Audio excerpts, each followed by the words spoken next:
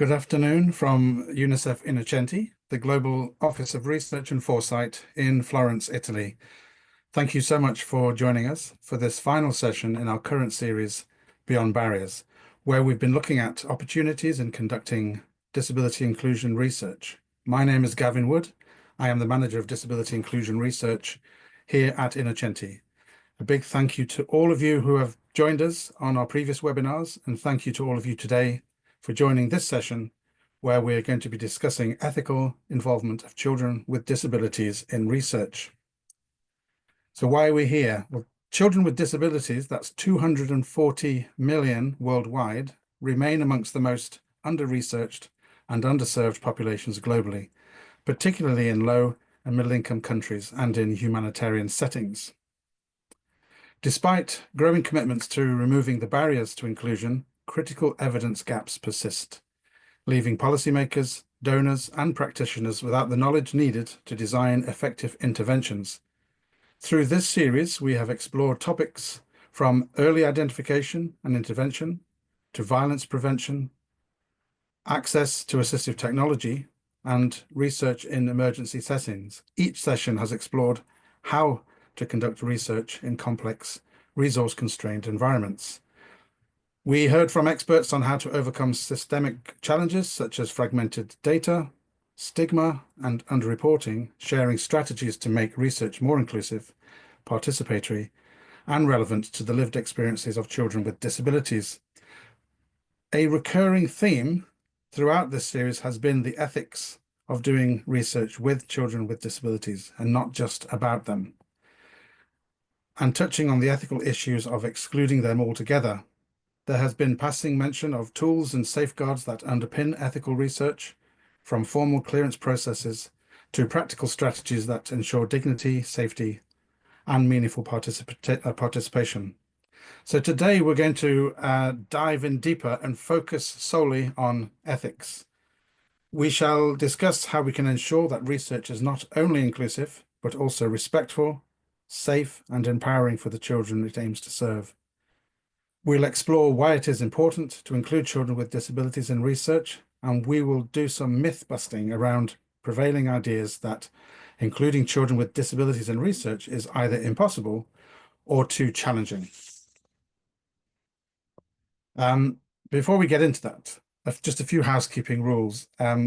Closed captioning is available, and you can enable it via the Zoom settings, and you'll see a CC button at the bottom of the screen. So please click on that. International Sign Interpretation is also provided, thanks to our colleagues at Overseas Interpreting who are supporting us throughout this series. Our thanks also go to Altamont Group, who are leading the curation and facilitation of this webinar series. They'll be supporting the smooth running of the session and reviewing your questions during the Q&A.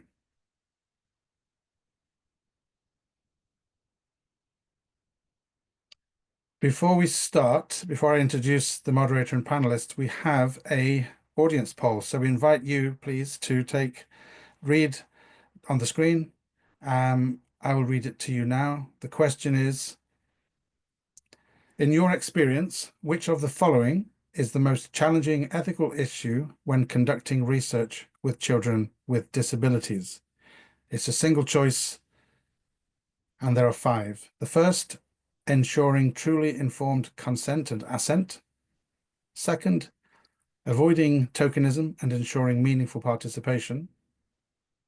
The third is balancing inclusion with logistical and financial constraints. The fourth, protecting privacy and confidentiality, especially with communication barriers. And the fifth, minimizing emotional and physical burdens of participation. So please take a moment and tell us, in your experience, which of those is the most challenging ethical issue when conducting research with children with disabilities. So I'll pause and let you focus.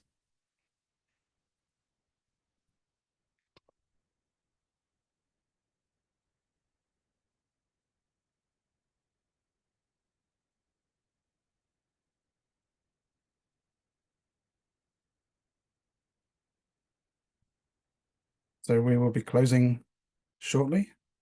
This gives us an idea just before we kick off as to where the audience sits on this. Okay, so just over half of you, the majority response is avoiding tokenism and ensuring meaningful participation. Then following that, I would argue more or less balanced, but the next one down, 18% of you saying ensuring truly informed consent and assent, and then a scattering across the remaining. So let's see. I mean, we're going to talk about all of these topics as we go throughout. So thank you so much for that. So let's get into today's session. I am delighted to introduce our moderator for today, Professor Brona Byrne, with whom I've had the pleasure of working and who sits on our advisory board to the Global Research Agenda for Children with Disabilities that we launched in April at the Global Disability Summit in Berlin. Brona is a profoundly deaf academic. She is Professor of Disability and Children's Rights at Queen's University Belfast. She is co-director of the globally recognized Centre for Children's Rights at Queen's. Brona's research expertise is on the rights of children and young people with disabilities and the right to inclusive education in particular, and she has published extensively in this area. In addition to sitting on our advisory board, Brona is on the editorial board of the International Journal of Disability and Social Justice. And I would like just to add a plug here that Brona is also co-editor of the book called Valuing Disabled Children and Young People, Research, Policy and Practice, which is available on Amazon. That includes insightful contributions on participatory research and practice with children with disabilities, which includes an emphasis on capability, voice, and communicative spaces for those with life-limiting and more severe levels of impairment. So do please check Brona's profile after the session.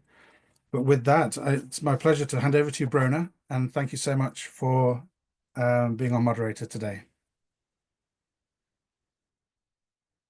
Thank you very much for that, Gavin. Good afternoon, everyone.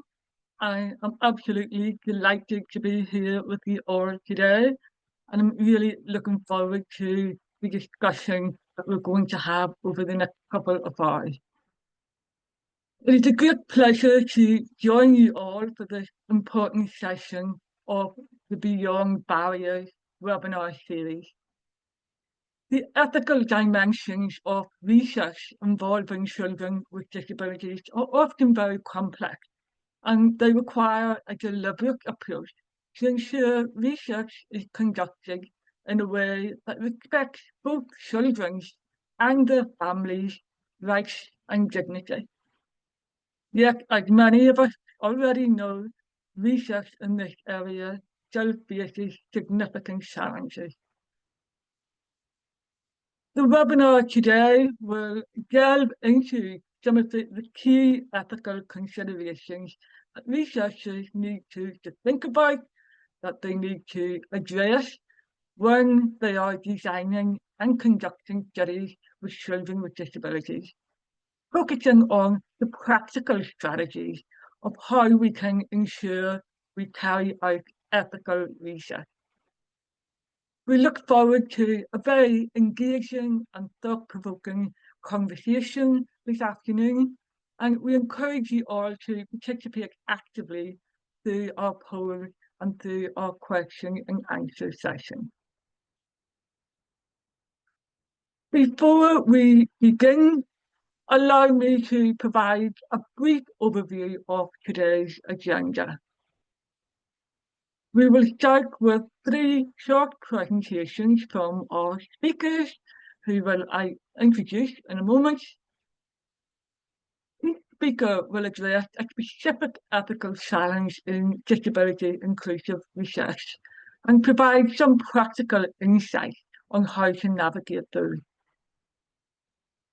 This will be followed by a moderated panel discussion where we will explore some of the key challenges and barriers in conducting ethical research. After that, we will open the floor to an interactive question and answer session, and that will give you an opportunity to engage directly with all of our speakers.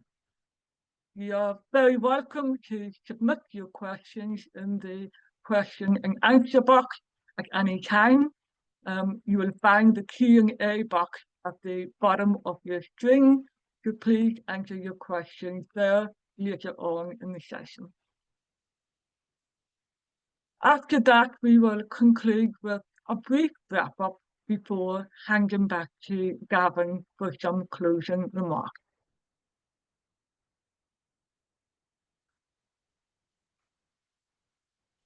So now I am going to introduce our three very esteemed speakers. I'm absolutely delighted to have a wealth of wisdom in the room with us today. And as I said, each of the speakers will focus on a specific area of ethical research.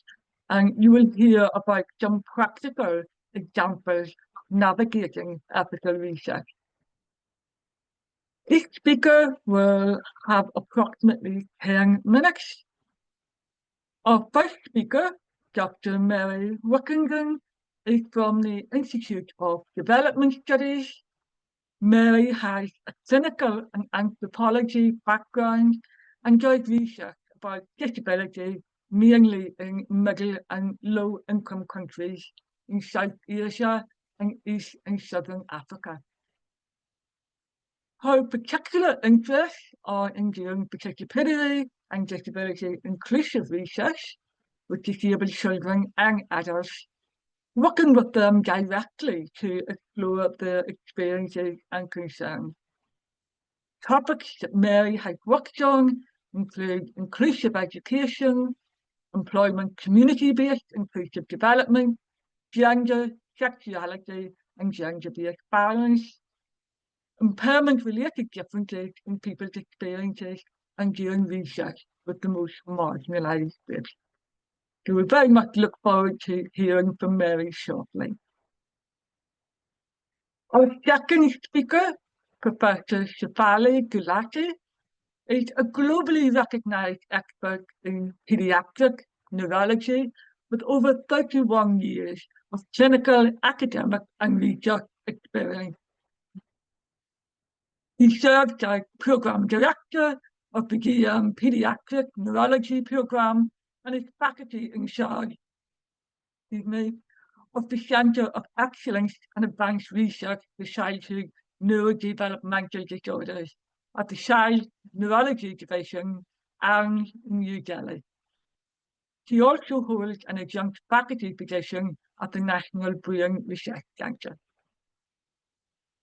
Shefali is the president of the Association of Child Neurology India, an executive board member of the Asian Oceanian Child Neurology Association, and serves as India's first global senior leader for the International Society for Autism Research.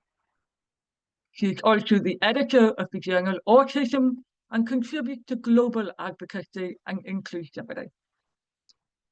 A prolific academic, Professor Gulati has authored almost 500 publications, including in leading journals, and she has been honoured with more than 31 national and international awards. Our final speaker, Dr. Tracy Smythe, is a paediatric physiotherapist and an associate professor at the London School of Hygiene and Tropical Medicine in the UK and Stellenbosch University in South Africa. Tracy's clinical experience includes rehabilitation interventions for children with developmental disabilities and health worker training programs in Australia, Brazil, Colombia, countries in sub-Saharan Africa, and the UK. Her research focuses on developing replicable interventions to improve quality of life for children with developmental disabilities and their caregivers. Tracy's research empowers self-help through peer interactions and explores how diverse lived experiences shaped by social, cultural, historical, economic, and political contexts enhance inclusion. So I'm absolutely delighted to have our three speakers with such a wealth of wisdom and knowledge today. First of all, we are going to hear from Mary, and Mary is going to provide an overview on ethical issues and inclusion. So over to you, Mary. Thanks, Bruna. Very nice to be here. Thanks for inviting me, and hello to everybody. So I'm going to provide very much a sort of top level reflection on some of the issues around ethical research with children with disabilities. So I'm going to pose a few assumptions, cover a few assumptions that I think are often made, and then try to myth bust those. So some key questions that we might consider are around who decides who can participate in research and how. What are the assumptions made about children with disabilities? What kind of research can they be involved in? And what is the nature of that involvement? What is ethical and what isn't? And these kind of questions can have an impact on who gets to join in with research. Sometimes the assumptions that are made cause people to be excluded who maybe could be involved in research. So, and maybe just an important point to make is that leaving some children out is in itself an ethical issue. So if some children never get the chance to have a voice, then what's happened to their perspectives? So next slide, please. So, but just a point before we get on to thinking about those assumptions that I mentioned, it's just good to orientate ourselves a little bit and say that we're not talking about absolutely every type of research that people do, that researchers do. So there are some types of research that clearly are not particularly designed or suitable for a participatory approach with children themselves. So if we're thinking about clinical or lab research on the clinical nature of health conditions or impairments, that's obviously the concern of adults, and it might consult with the parents, but it's not usually directly involving the children in being, well, it may involve them as having things measured or assessed, but it's not usually involving them so directly. And also, if you're doing a large quantitative study or an epidemiological study, there's probably less space for children to be directly involved, although, maybe there are places where that can happen too.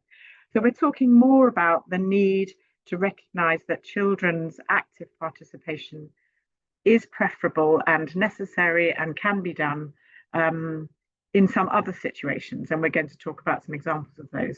And that can then tell us useful things, more often qualitative studies, about children's perspectives, their experiences, their views, maybe getting their evaluation of some service that they've had, or their evaluation of how they think other people treat them, their suggestions of how things can change, that kind of thing. We really need to hear more from them about those kinds of things. So where their perspectives are important and really historically have been missing. So not just gathering the views of those around them, like their parents and carers and teachers, trying to kind of shift towards getting their views directly. So that's the kind of territory that we're talking about.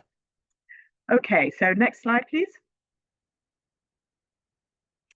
So I'm going to talk about 6 common assumptions that arguably exist. There are probably more, but perhaps these are the 6 most obvious ones.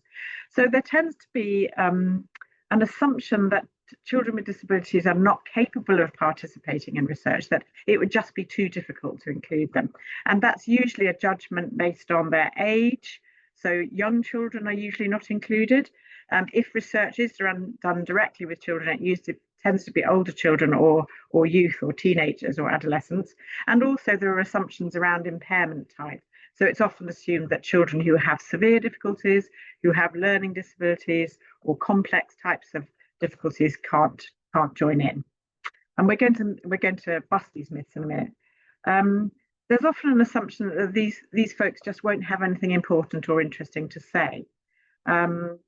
There's also an assumption that we can just ask their parents and teachers and that they can be proxies for the child, that if we want to know about the child's experience, we can just ask their mum or dad or teacher and that will be fine. There's an assumption that if they're a child that can't read or talk, talk or read or write, then they can't join in. There's also a big assumption often when people are designing research that it's just going to be too expensive and too complicated, so let's just do something different. And then it's often assumed that they're a small group.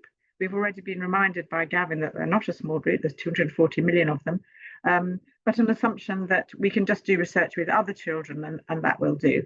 Okay, so these are all common assumptions. And so on the next couple of slides, we're going to bust those myths as far as we can. Okay, so next slide, please. So actually, I would argue against those assumptions, and we're going to go through them one at a time.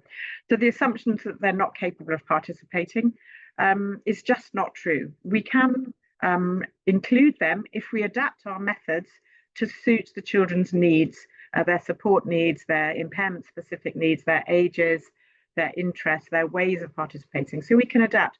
And as I said before, it's unethical to exclude them. We need to find ways, and it's the adult's responsibility to find ways to include them. It's not the child's fault if the adults decide not to include them.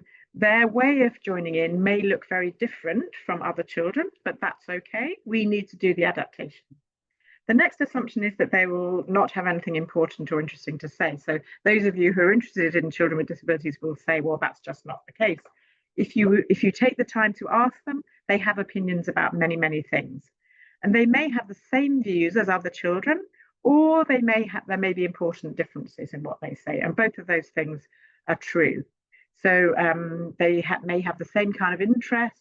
They may support football teams or be interested in fashion or these kind of things. But in relation to their impairment, they may have some very particular things that they would like us to understand. So if we ask them, they can help us to understand them better. And also we can make the world a more equal and inclusive place and help to realise their rights if we ask them what they think. The assumption that we can just ask their parents or teachers and that they can be proxies for the child is also inaccurate, because although of course it's important to ask parents and teachers, they may have different views from the child. So they have things to say, so they might have a view about the child's experience at school, for instance, but if you ask the child, they may very often say something that's different from their parents. And the parents and teachers don't necessarily know those different views. Okay, next slide, please. So continuing to bust some myths. Assumption number 4, the assumption that if they can't talk or they can't read and write, that they can't join in. Well, that's making an assumption about the kind of research that we might do. They can join in, even if they can't talk or read or write. We just need to use adapted methods, which may take longer and may make more imagination and more effort from the adults to make these things work. But if you can use non-verbal methods that don't rely on talking, that don't rely on reading and writing, by using things like signing, mime, modeling, drama, drawing, using lots of visual methods is all possible. Okay, so the next myth is about it being too expensive, and that's definitely can be the case, but if you plan carefully in advance and write into budgets that you need that extra money, then it's possible to do if you plan it ahead rather than having to do it on the hoof. The assumption that they're a small group, I think I've already covered that. They're not a small group. They're about up to 10% of the population of children in the world. So we need to see that their views get included with all the other views of children.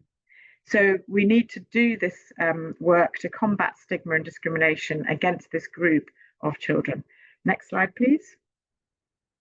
So just a quick example of a study. I've put the reference at the bottom, so if you'd like to read more about this, this is a study that I was involved in Nigeria. It was part of a bigger study piloting some ways of promoting inclusive education for children in primary schools in Nigeria.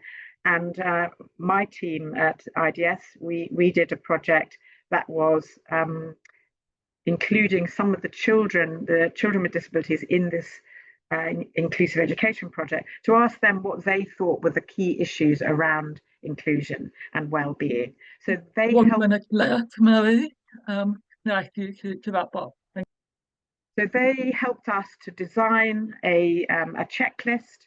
So they helped us to, using participatory and creative methods, we got them to tell us what they thought was important in inclusion. Okay, next slide. So the ethical issues around that study were that we needed to make absolutely sure that the children and the parents understood what the project was by using very accessible information and consent forms, that everyone's needs were provided for, that we had the resources to provide sign language and materials and enough time for them to make sure that everybody's views were appreciated, and that it was very different from school, so they felt free to express their views and they felt that it was fun. So consideration of ethics was ongoing. We kept reminding them what the study was and what their involvement was, and that they could say anything they liked, a bit rather unlike their usual school situation. Next slide. So basically, children with disabilities, if you ask them, say that they are normal children. They're not different from other children. They hate to be excluded and patronized. They're very sensitive to that. They say that if you ask them, then they will tell you things that we perhaps wouldn't expect. So adults need to remember this, that children with disabilities are the same as other children in some ways, and they're different in others. And we need to tease out what those samenesses and differences are. We need to treat them like other children, and also make sure that we provide the things that they need when they have different needs, so that they have equal opportunities. Okay, I think that's the last one. Is that right? Yes. Sorry, a bit of a rattle through, but I hope that worked.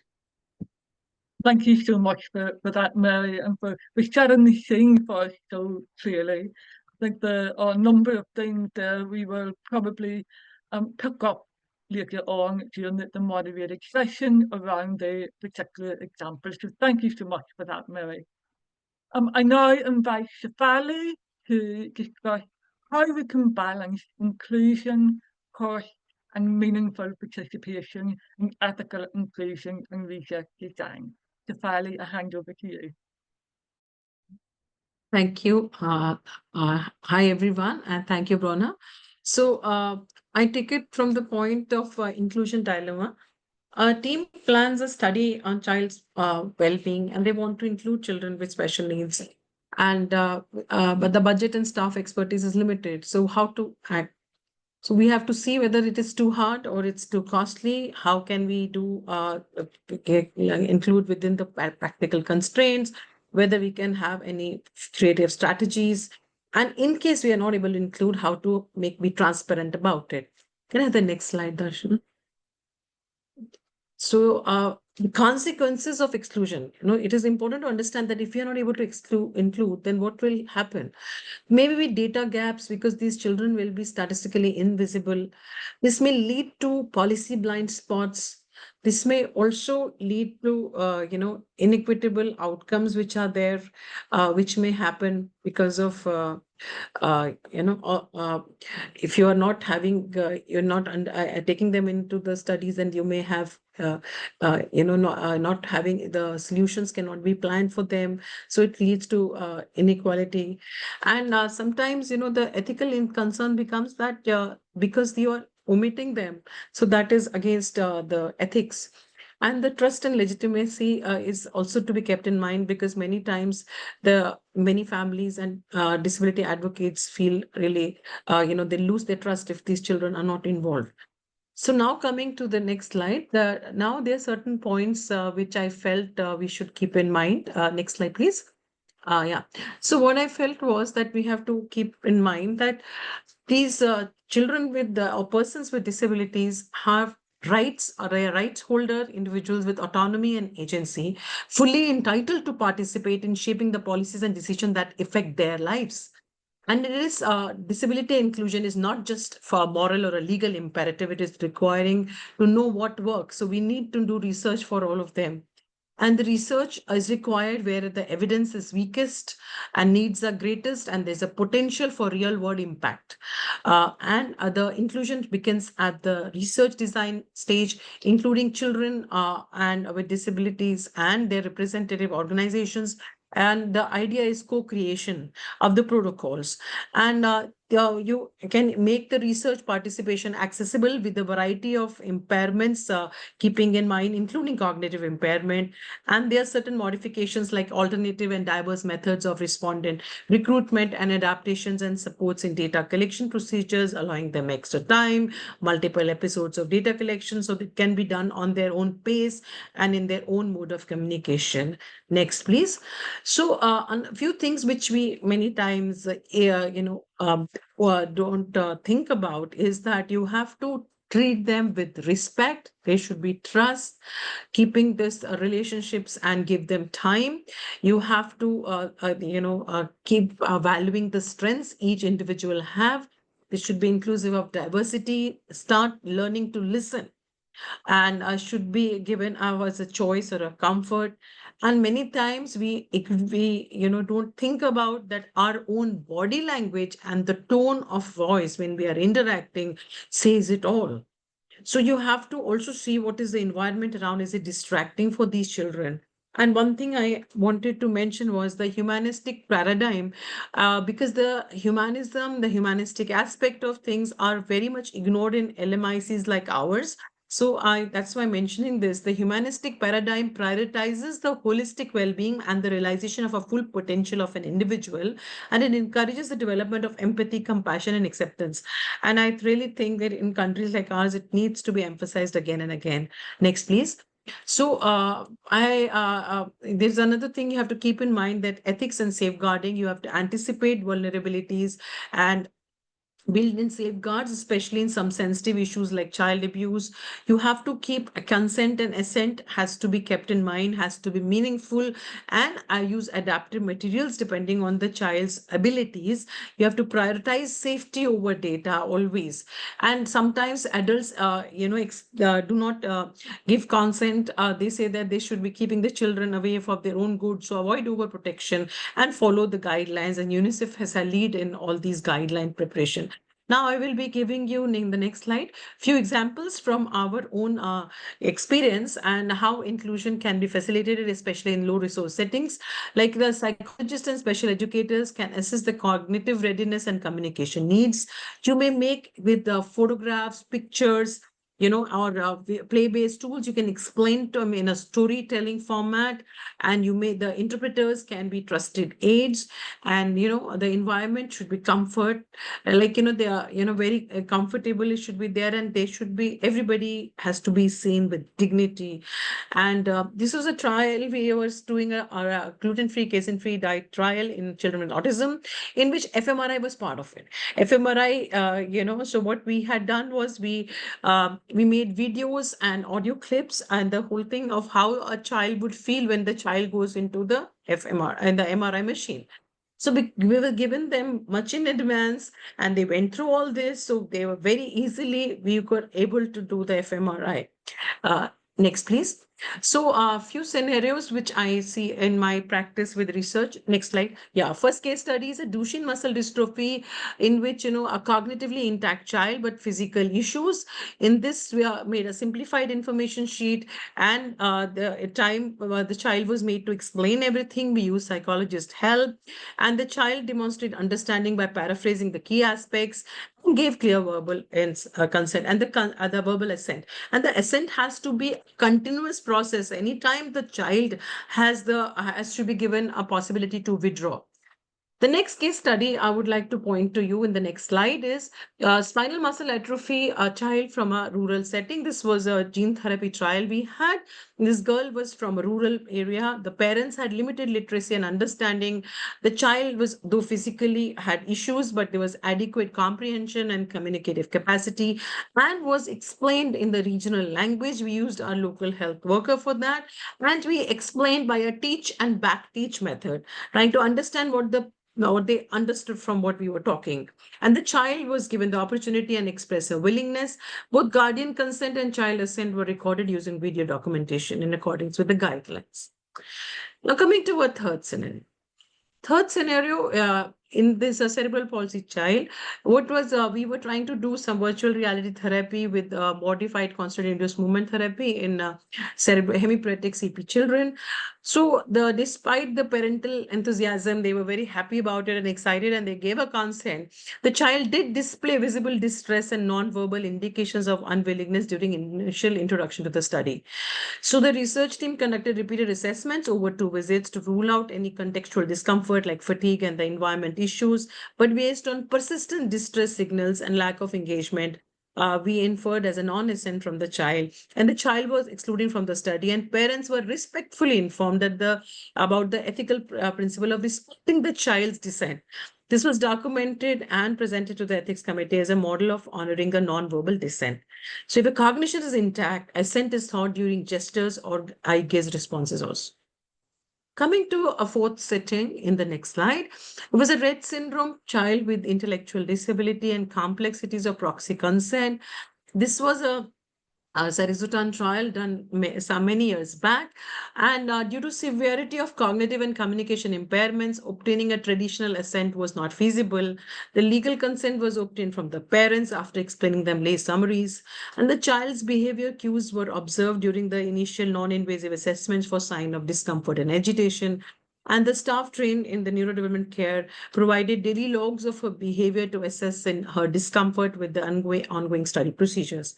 Assent was interpreted behaviorally, and participation was discontinued immediately when the signs of distress emerged. So, and also, in cases of high functioning autism, we may also provide an assent using visual aids and a simplified language also. Coming to the last scenario, is behavior disorder, managing consent in a child with severe ADHD and ODD. And this was a child who was referred from a school, a special school, which he was attending for participation. 1 minute left. Sure. It's my second last slide. Yeah. So basically the child had exhibited impulsivity, defiance, and poor attention span, raising the concerns about his capacity to understand the research process and provide meaningful assent. A psychologist was involved and has helped us, and with interactive storytelling and visual tools was used to present the child, and child initially agreed, but later had, expressed irritation and wanted to stop. So his wish was honored. So you can handle situations. Next, to summarize the key lessons from the examples is integrate inclusion from the beginning, harness the power of partnerships from the local organizations, use creative child-friendly methods. You think out of the box, allocate modest but essential resources. While it is important to obtain consent from parents or caregivers, this must not be overriding the views of the preferences of the child. You remain aware of the potential biases or misinterpretations by adult gatekeepers. Supported decision making should always be prioritized over substituted decision making, and trusted communication partners should be used. In summary, plan early, build partnerships, be creative, budget thoughtfully, keep child's view in mind, and ethics at the forefront. Last slide. Is the next one is a concluding slide. In the conclusions, so the key takeaway is disability inclusion is not a technical challenge, it is a political and moral one. It requires rethinking assumptions, reworking systems, and listening to those whose voices have been excluded for too long.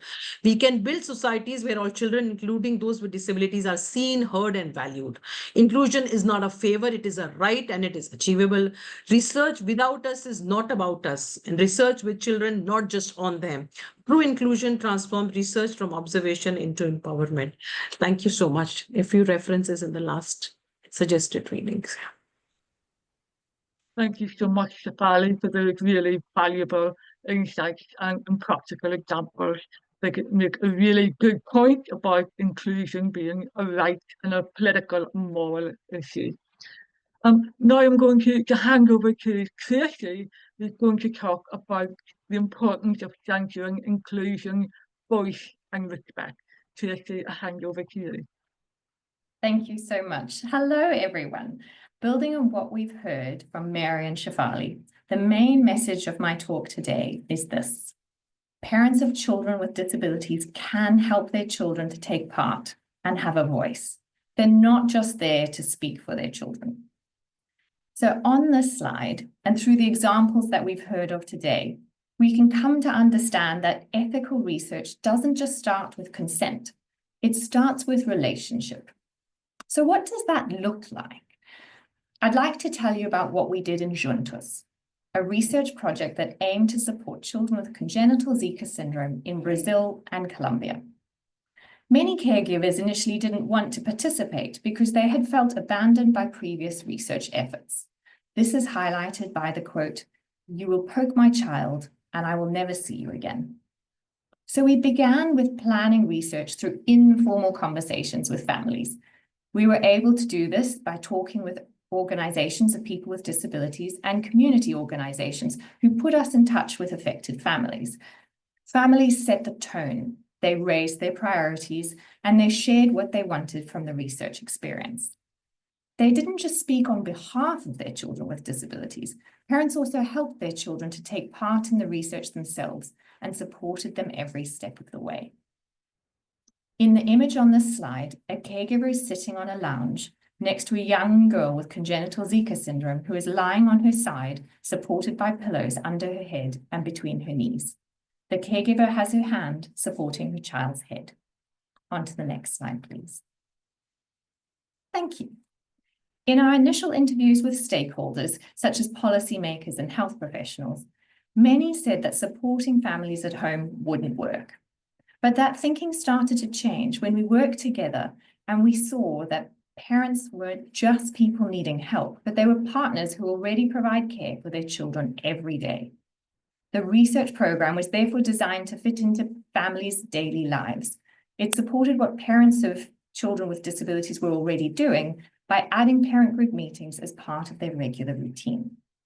In Juntos, parents were also invited to lead research efforts. They facilitated workshops. They helped shape weekly topics.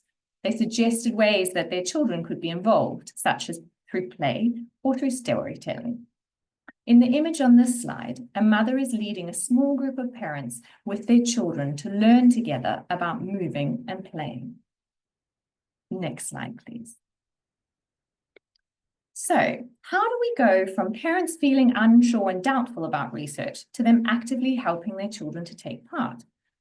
One aspect is informed consent.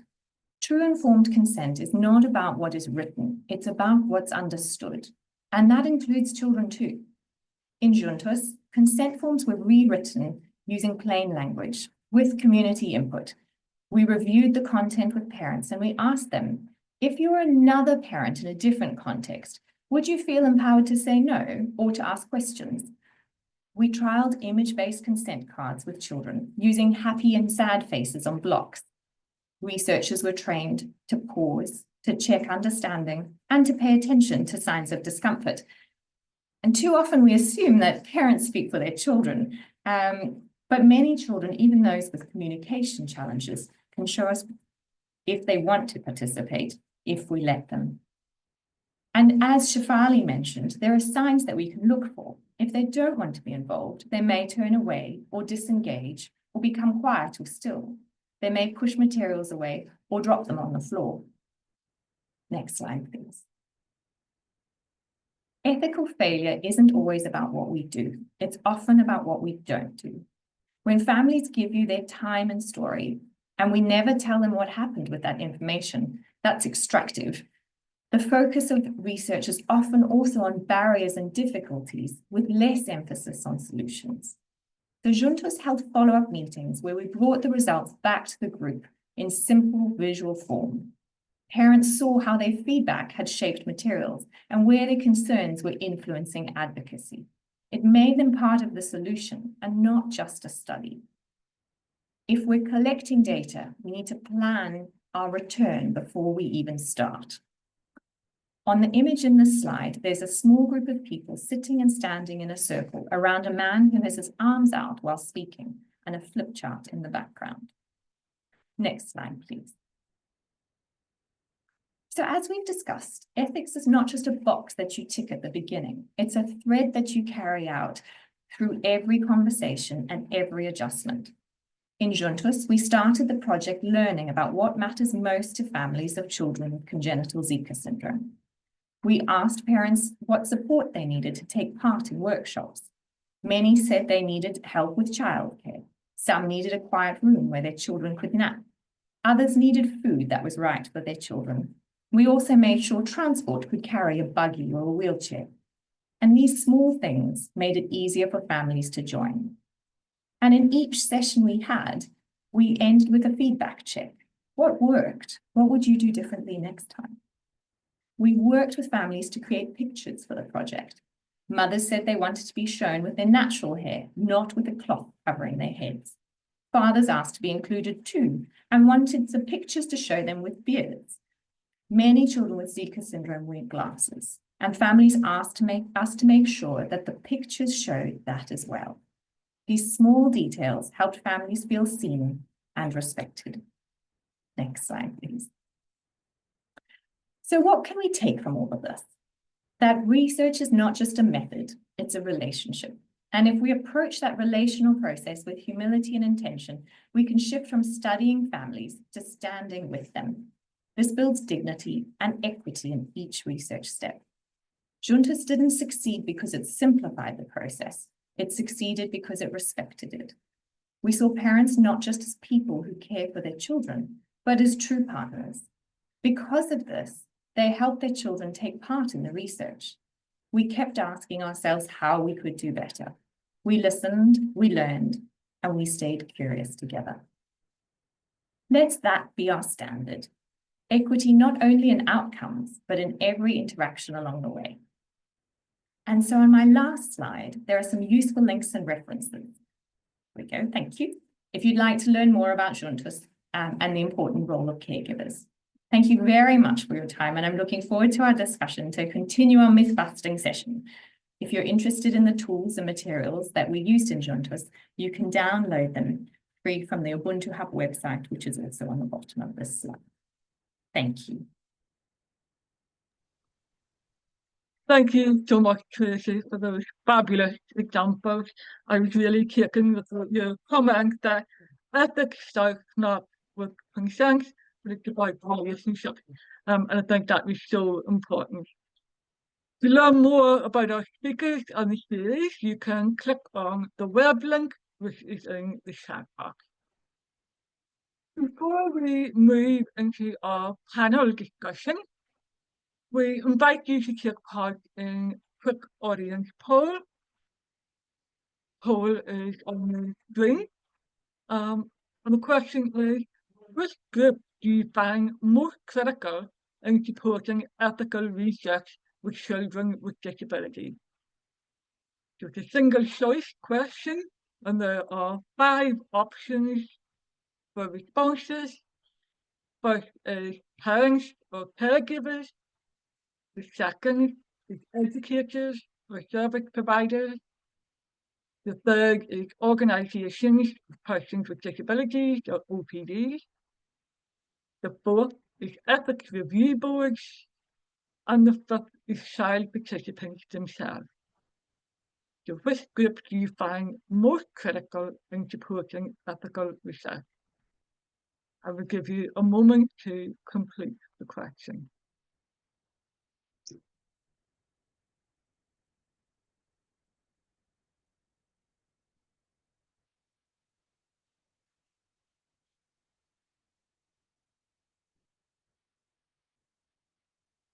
And everyone hopefully has completed the question. And in terms of the research,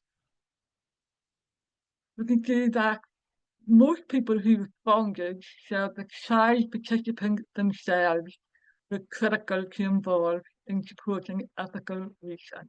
I think that's a really telling response from the majority of you here in the room, the importance of focusing on child participants themselves. 25% made reference to ethics review boards. I think that's a really important issue that we will discuss in the panel session that follows. And people also focus on parents and caregivers.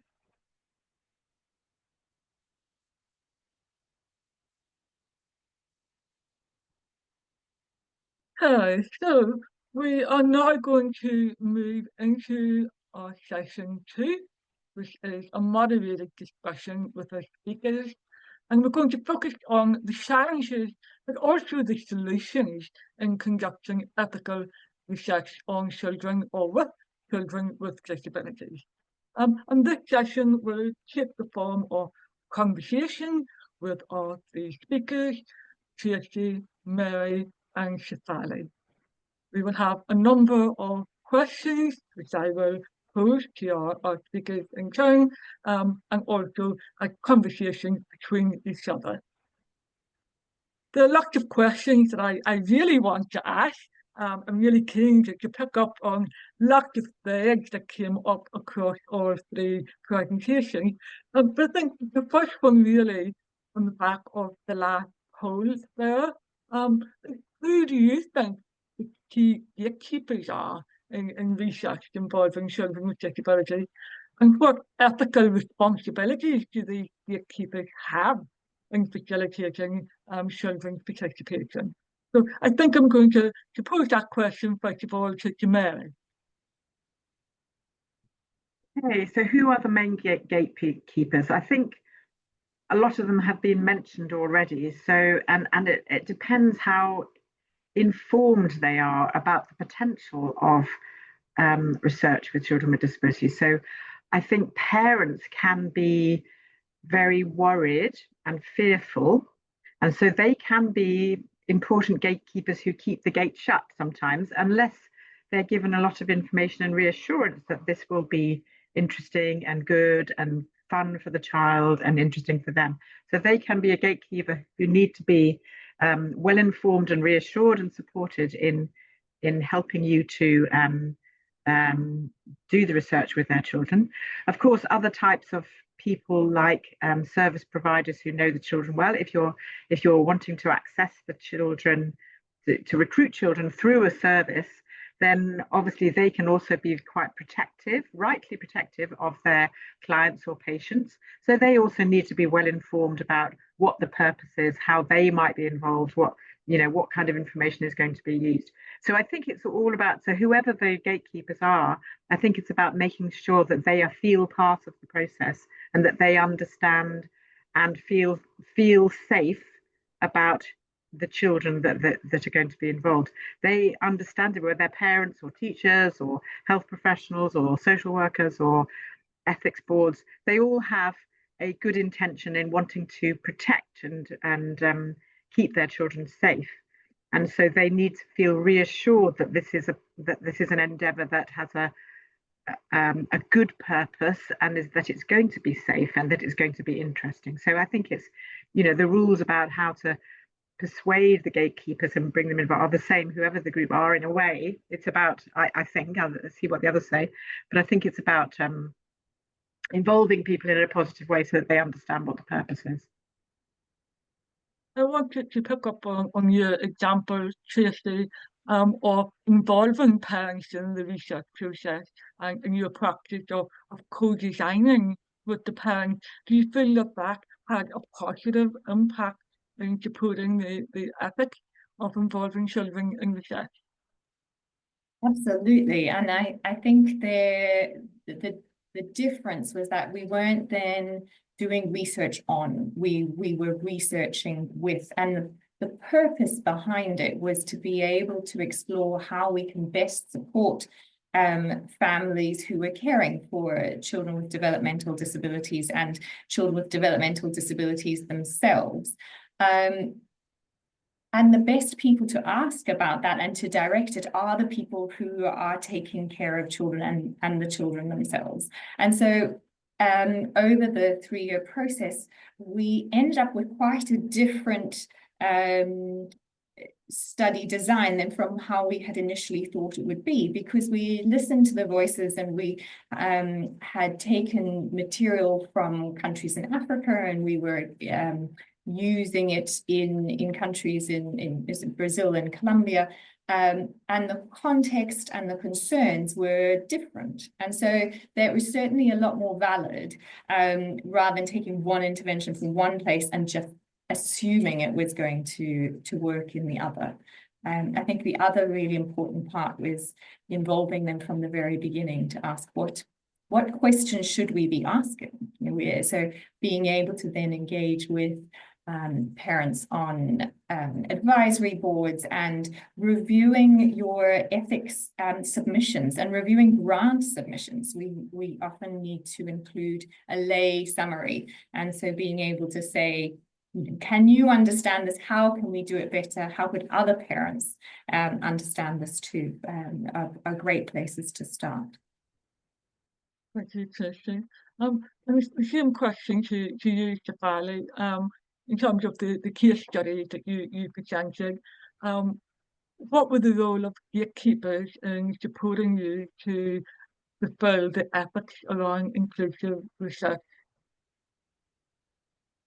I think gatekeepers are the parents as gatekeepers are very important, as Mary pointed out. But yes, sometimes they may be overprotection and they may deny. Then you have to make them explain them in more detail. And I also, I mean, thought about when you are doing them and you are when you're explaining to parents, it's important that to understand, especially in LMICs, how much they are actually understanding, what we are trying to tell them, because we were right in the parent information sheets and all are written as a a pretty simplified term, but how much they are understanding. So it's important that teach back method is so that is taken, then you try to understand what they have understood from us, and then only it will help us in making the the parents will be able to help us out in doing. But many times in many conditions when you have intervention trials, and they are those rare diseases and all that, then the parents are more than willing to participate. And because they are the interventions, because they are those trials that have done sometimes, like the gene therapy we are doing, that they're FDA approved, but they're being doing for a different age group or different relative indication. So they are very much easily, they're amenable to it.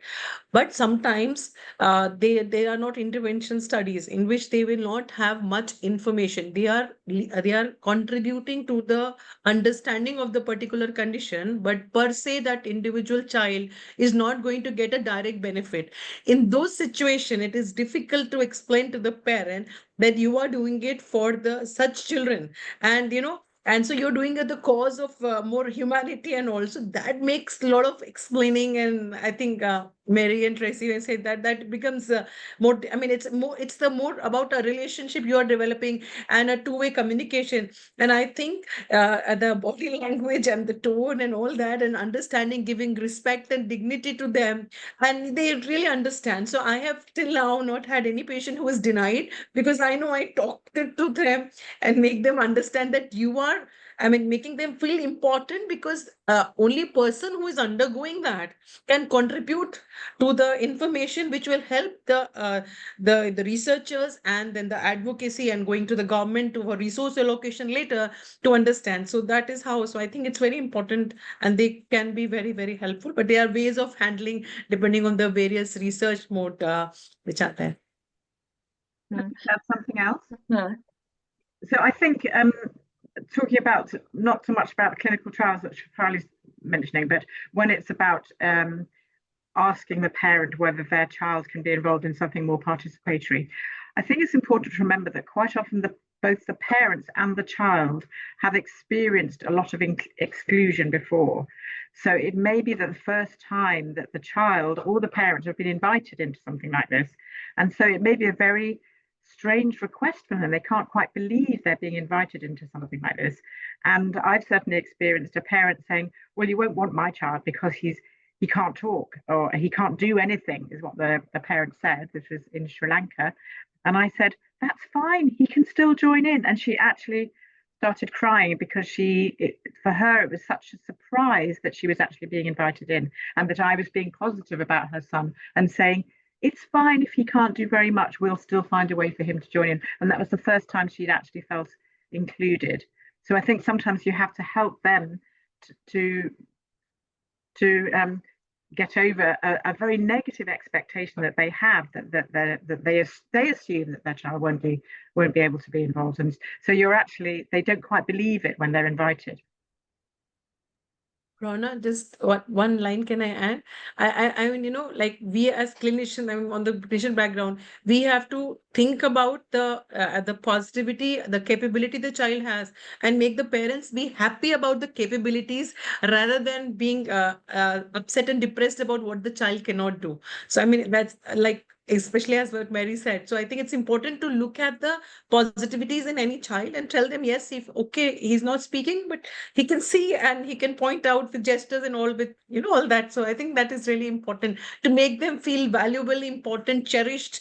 And I think everybody has the equal right to dignified life, like 5 fingers, all of them are different, right?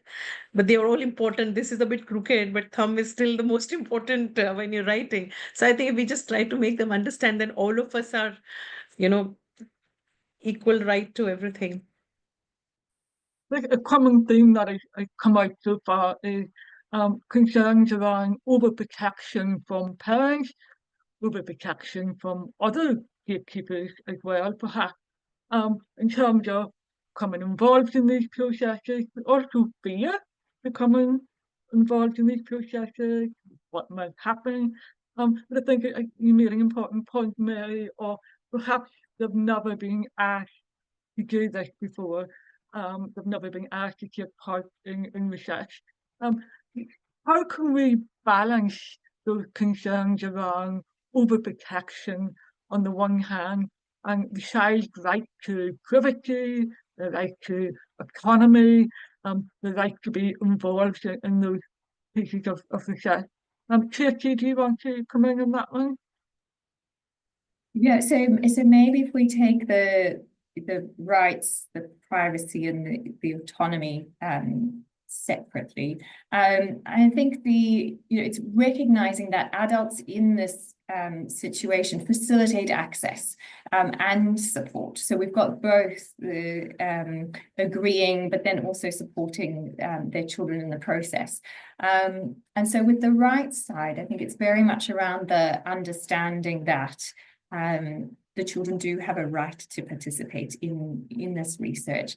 And while you have the legal consent from the adult, this very much requires the assent as well from the children. So this is, reinforcing what we've talked about before, but those are very basic ways to protect the rights of the children with disabilities who may be participating. And then also in an inclusive participatory way. So being able to have a design where children with disabilities can experience a wide range of how they participate and how they engage. And as Shefali said, a lot of that is limited by our own creativity. And the children will often tell you how they like to do this. I think there's a predominance of children with physical impairments who are often involved when we talk about let's involve children with disabilities. Physical impairments may be easier through the communication stages, and so they're often identified earlier. Privacy is a really interesting concept because if a caregiver is needed to help with communication or translation, that makes it a little bit tricky, but there are some very basic conversations to be having so that caregivers clearly understand what confidentiality means. And so they don't see themselves as being excluded, but that you could say, we are sharing a conversation today or a play session today with your child, and we are going to keep it private between ourselves unless safety concerns come up and there can be that conversation around it. Really basic things like not holding interviews or participatory sessions around where other people can hear as well. And we would do that in any other session. So I think there's the concerns for children with disabilities themselves, but then we uphold on our routine ethical processes as well. And I think the autonomy section comes in this consistently checking in with the children. It's not just a one-off assent, but it's they can choose when they want to participate and they can choose how to participate, and ongoing check-ins would be important. Yeah, I'd love to hear Shefali or Mary's thoughts on. Mary, you're on mute. an alternative that can sometimes be useful if you want to discuss something with the children that you think the parents, they might want to say something, there might be something they want to say that they don't want to say in front of their parents or their teachers. And so sometimes it's useful to ask the child if they'd like to bring a sibling or a friend to help them, rather than having a parent. And as long as the sibling or friend understands about privacy, you can say, you can ask your brother to come and explain to them. So then you've got a child-friendly conversation without another adult there. So, if they want to criticize their school, for instance, they might not feel comfortable doing that in front of their teacher or their parent. They might feel that's a disloyal or rude thing to do, but a discussion with children, with another child there, can be quite interesting. I've certainly experienced that, having a focus group of children who discussed some quite interesting issues around parents' alcoholism.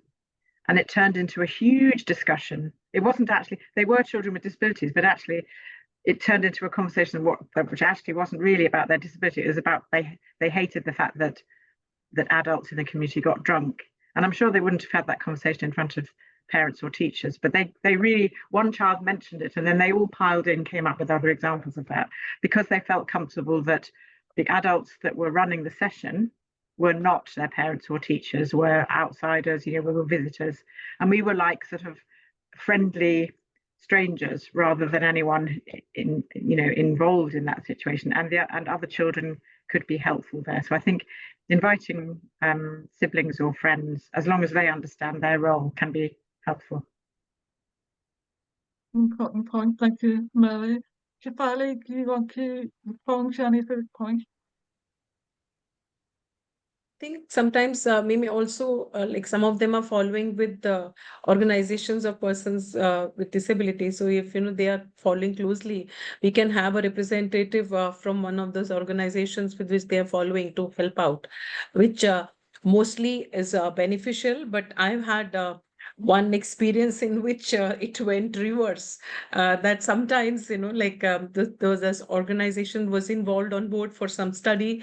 They were all there, taken inputs, but I don't know, something happened to one of the leaders of that organization. And once when the consenting started, they started dissuading the people from giving consent. So I mean, that time I decided it was difficult, and that for momentarily I decided that I will not be doing any more research with the organization's involvement, because they were going in the reverse way.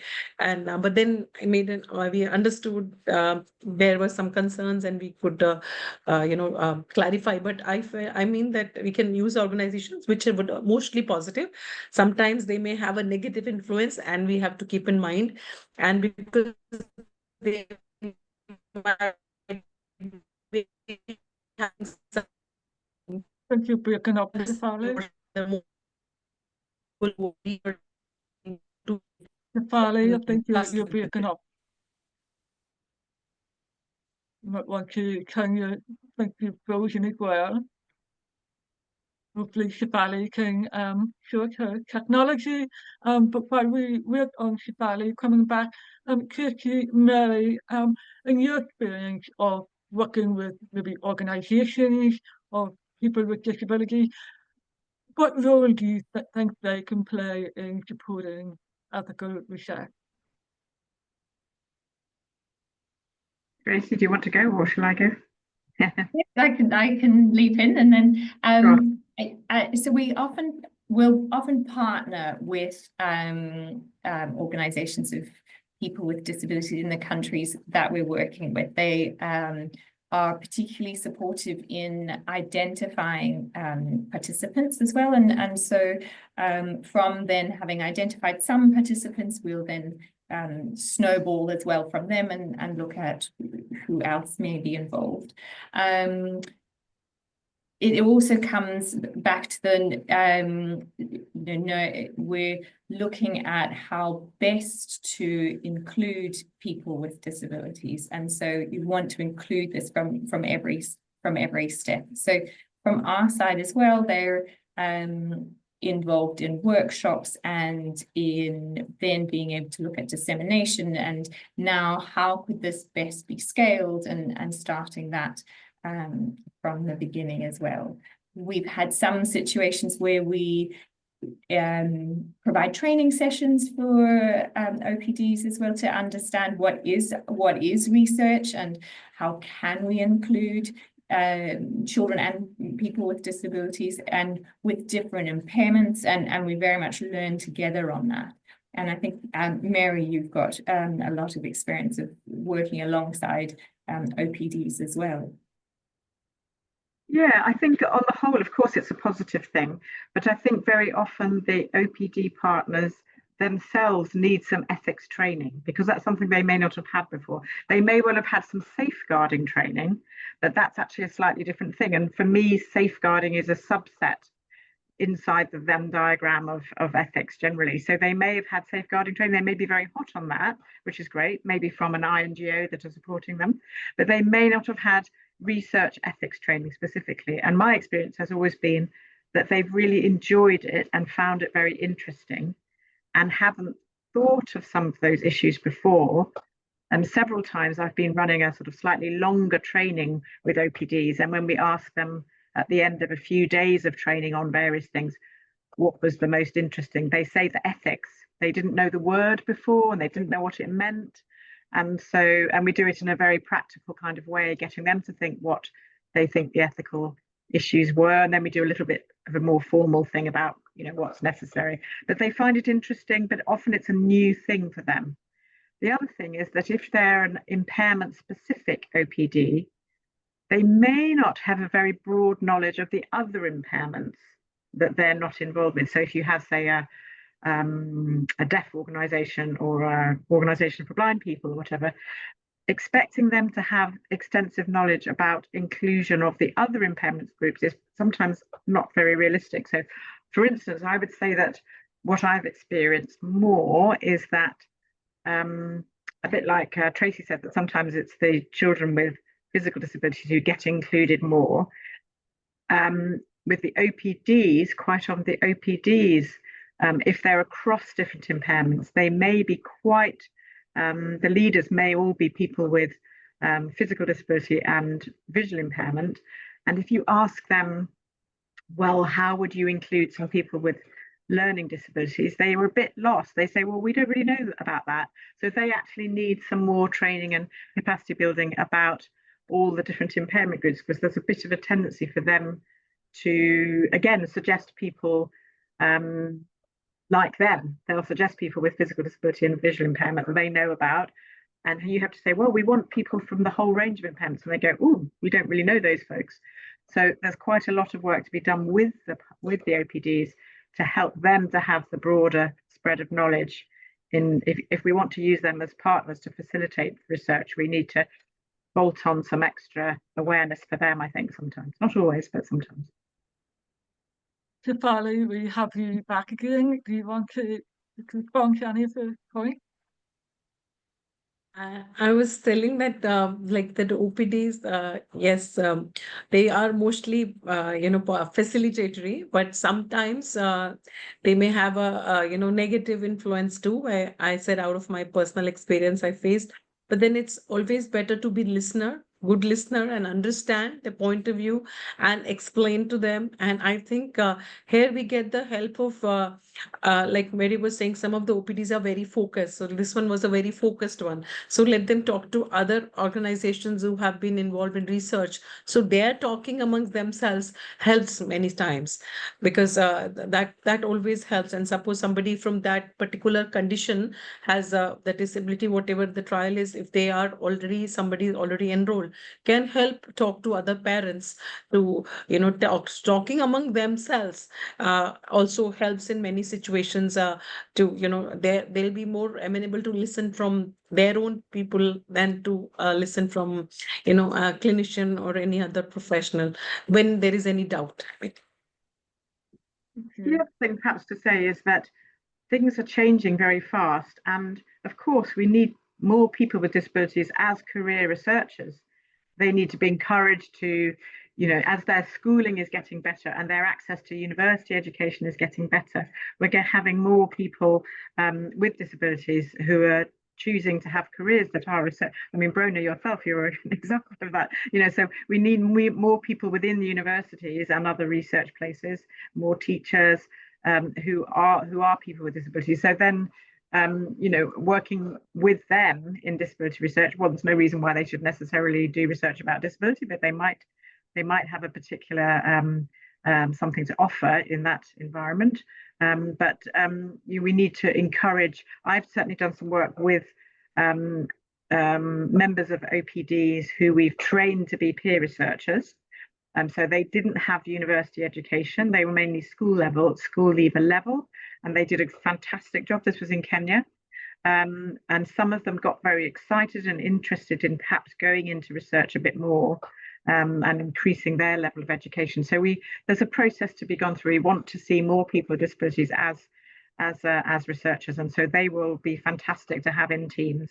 Their perspective will definitely add to what we're all doing, and their view of the ethics actually will be very useful. Really interesting in the act of involving young people with disabilities as co-researchers, maybe as members of advisory groups, peer researchers. What are the particular ethics around that? I'm thinking, for example, ethics review boards. Do you think there are particular challenges, or have any of you experienced challenges in involving children with disabilities in the research process? Do you want to tackle that one first? Mary, you want to? I have done some of that. I couldn't honestly say that we've had children with disabilities involved right from the very start, like from the funding proposal onwards. It would be dishonest to suggest that we've managed to do that for some reasons that you probably all know about, that you have to make the proposal before you have got anywhere near recruiting anybody. But I've certainly had children with disabilities involved as peer researchers once we've got the funding, and from the beginning. So I did some work in Tanzania with children with disabilities, this with the INGO ADD. So they already knew the children, and it was about inclusive education. So the children were recruited to help us to do research about inclusive education. They weren't involved right at the beginning, but we certainly did some ethics training with them, got them to think what were the important things, how would we make this research safe and honest and faithful, and they generated the ideas. They didn't know the word ethics. I'm not sure that we even used the word ethics, but we got them to brainstorm what would be important to make this research safe and honest and truthful. They were quite capable of coming up with all those ideas, and they took it very seriously and were very professional about it. But they were involved from that point on, from the training that we did with them. Then they ran focus groups with other children about inclusion, and then they were involved in the analysis, and they were involved in presenting the results to the local dignitaries and people, which was, well, to be honest, it was hilarious because they shamed the local dignitaries and made them feel very embarrassed at how bad they were at disability inclusion. They put on a play to demonstrate the findings, and they also made a big poster about the findings. So yeah, I've had them involved. We haven't, to those kind of middle sections of the research. They weren't involved in writing the final report or in the fundraising, but all the middle sections, it's not that hard to involve them. Maybe those beginnings and ends are the more difficult bits to involve them in because of the way things work. I think in terms of childhood generally, there's certainly a lot more research where children without disabilities are being involved in projects like advisors and co-researchers. It's really interesting to think about the parallels when it comes to children with disabilities and the ethical issues around safety, as you mentioned, meaningful participation around that. Tracy, do you want to come in on that? Just to build on what Mary said, so looking back at the ethical boards and their review of the ethics proposal, one of the processes that they flag is often visual methods and visual participatory methods. And so this isn't necessarily specifically for children with disabilities, but their concern was if we used photo voice, for example, and we were in a low resource setting and children with disabilities were given cameras to be able to capture their daily life, the things that were important to them. What are the concerns around safety and security that we need to be engaged with? And so I think there's questions in the Q&A, but later as well in that there are some very basic ethical considerations around, is this safe? Will a camera be a target? You know, how are we engaging with children? Very much from the ethical review board, and then taking through, as Mary said, to engaging children. So I look forward to discussing that a bit later on if it does come up. There have been some examples, certainly in the UK, so in high income countries, there are examples of children being involved in advisory boards and ethical review boards. I used to work at the Institute for Child Health in London, linked to Great Ormond Street Hospital, and Great Ormond Street Hospital have an advisory board of young people involved in ethics. And I did go and talk to them at one point about their involvement of children with disabilities on that board. Sadly, we didn't get to the actual point of recruiting them, but I think they understood that that's something they should be thinking a bit more about. So in high income countries, I think children on advisory boards is happening more and more. Maybe it's not really happened so much in low and middle income countries. I'm not sure. I can't think of an example of that. Maybe it's beginning to, not so much at ethics boards, but certainly advisory and steering committees a little bit. Tends to be a little bit tokenistic in my view, but you know, somebody picks the most articulate older child and has just one child on the board, and you think, okay, maybe it'd be great to have several children with different ages and abilities on one of those advisory boards. Thank you, Mary, and thank you so much to pick up on there and so much to think about there. But now I want to move on to another poll, so our attendees can share their perspectives on ethical research, and then after that we will move to our final Q&A session. So a third audience poll, which should be on your screen, and the question is, what kind of support would most strengthen your ability to conduct ethical, inclusive research with children with disabilities?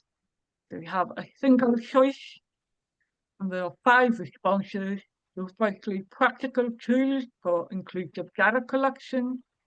Second, guidance on navigating gatekeeper dynamics. Third, training on consent and access with communication barriers. Fourth, case studies or examples of ethical accommodations. And finally, partnerships with OPDs or disability advocates. So I'll give you a few seconds to complete the question.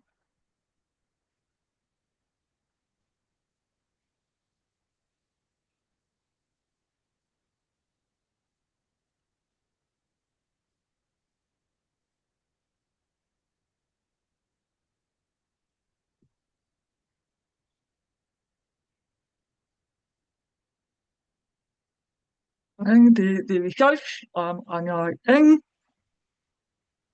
Most of you have suggested you benefit from practical tools, inclusive data collection, 38%, and so that. The next one was partnerships with OPDs or disability advocates, and then the other categories were evenly spread. So look there to think about in terms of practical tools for inclusive data collection. How can we actually do that? What strategies can we put in place for that? And we'll continue to think about some of those things as we move on to our final session, our Q&A session. We now welcome questions from our attendees. Please use the Q&A box on the bottom of your screen to share your questions and comments, and I'll do my very best to bring them into the discussion to the relevant panelists. And if you can, please try to direct your question to a particular panelist or speaker. I see we have some questions already.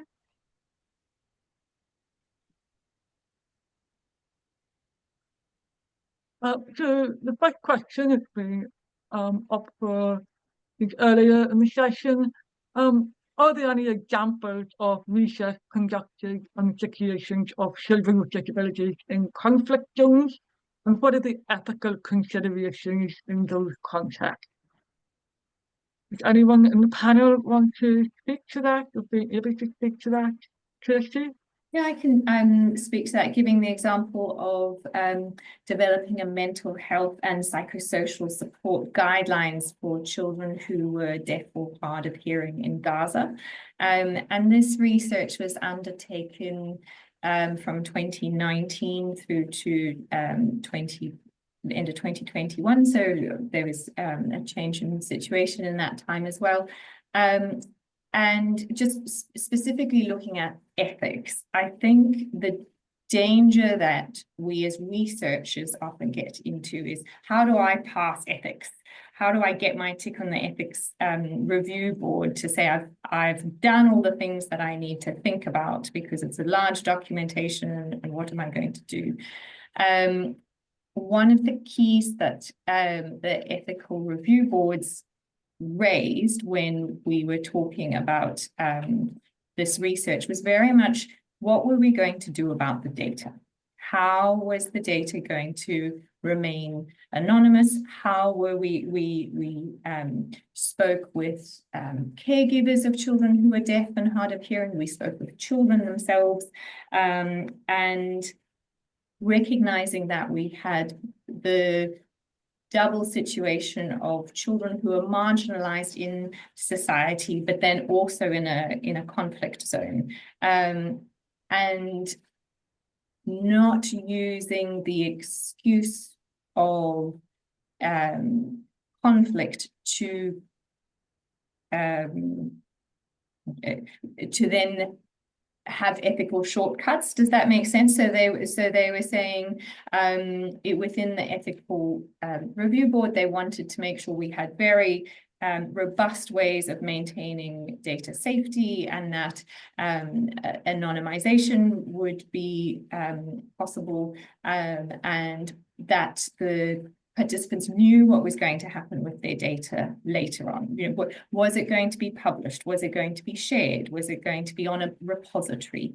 And so, whilst this might not be specific to children with disabilities or conflict zones, we often focus then on either the conflict or the children with disabilities, and we forget about some of the basic data. So I wanted to highlight that, because that was very much the experience of our team. And if you're interested to see that information, it was published in 2023, and it's around Nathaniel Shearer led the work, and he collaborated with Apoluna and within Gaza, and they are a special school for children with hearing impairment, and it was very much a partnership led by them, and Apoluna we supported them in being able to collect data, but they were very much aware and talking to participants about when interviews were safe to be undertaken, if they should be at home or if they should be at school, etc. Okay. The important point there, obviously, is that children's right to be involved in research, and their right to a voice don't simply stop in times of conflict, and it's about balancing those ethical considerations.